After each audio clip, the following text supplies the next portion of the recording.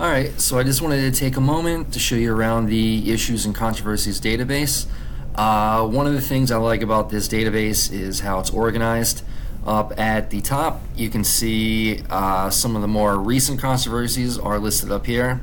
If you scroll down a little bit towards the middle and bottom of the page, you see that they organize the issues by subject is the default. So you can take a look at some of the subject headings here. If we scroll down a little bit here, and you can see if your subject or the topic that you're interested in will fit under some of these headlines and some of these categories here. If you wanted to see all of the issues that this database has, you can simply click on the All Issues A to Z tab, and what this is going to do is this is going to organize every issue in this database in alphabetical order from A to Z. So if you already know what you're working on, you can come up here to the top to the search tab, the search bar, and let's say you were interested in working or finding out a little bit more about climate change.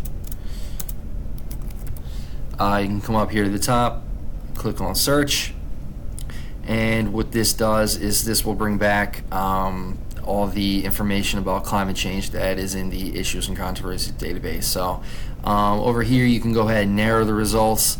It defaults to all articles, but you can break it down by pro-con articles or by the numbers or some of the other options you see here.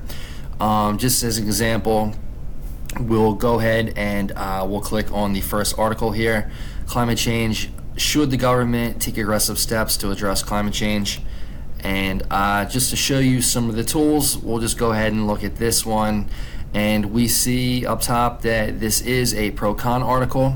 So what this is going to do is this is going to take a look at this this driving question here: should the U.S. government take aggressive steps to address climate change? And one of the reasons why I like Issues and Controversies is up at the top it will show you what the people who support this argue, and it will give you like a brief recap of their argument here, and it will also break down what the people who oppose this argue and what their argument is as well.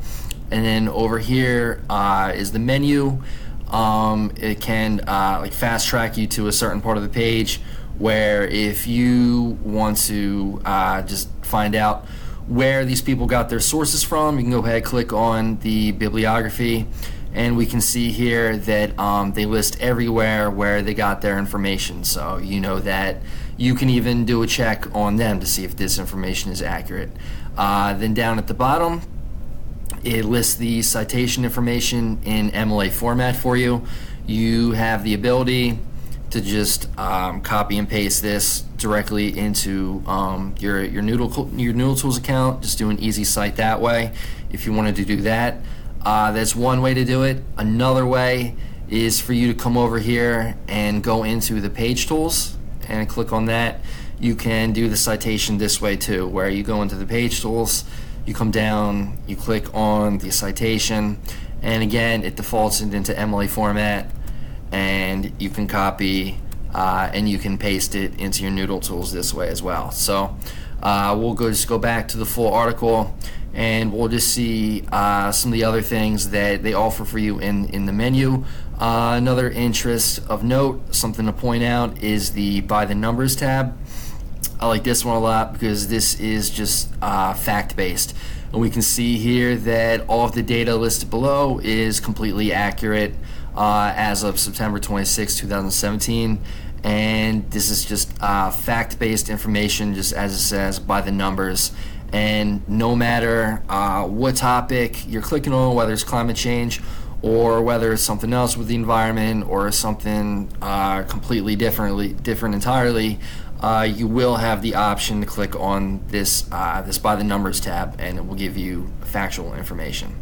Alright, so this is just a little bit about the Issues and Controversies database and a little bit on how to explore this database.